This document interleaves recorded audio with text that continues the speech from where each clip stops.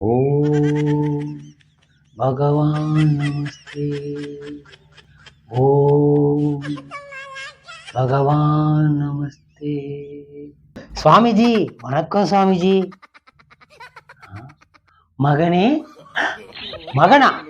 சாமி எங்கப்பா வேற சாமி, என் குடும்பத்துல குழப்பத்தை உண்டு பண்ணாதீங்க. புரிகிறது பக்தா, உனக்கு என்ன வரம் வேண்டுமோ கேள். வரம் கேட்கறது கிடக்கட்டும் சாமி, அதுக்கு முன்னாடி நான் உங்ககிட்ட ஒண்ணு கேட்கணும். கேள் சாமி. இந்த துறவர வாழ்க்கைக்கு எப்போ வந்தீங்க? ஞானம் வந்ததும் நான் துறவரம் பூண்டு விட்டேன் பக்தா. ஞானம் எங்க வந்தது சாமி? போதி மரத்து அடியிலையா?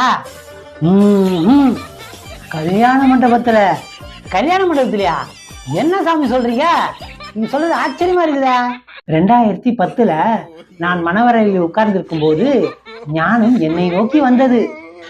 புரியலையே சாமி, நல்லா விவரமா சொல்லுங்க.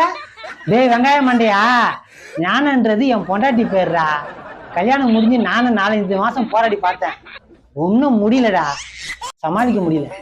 அன்னைக்கு கிளம்பி வந்தவன் தான்டா இப்போ இந்த குகையில நிம்மதியா இருக்கேன்டா.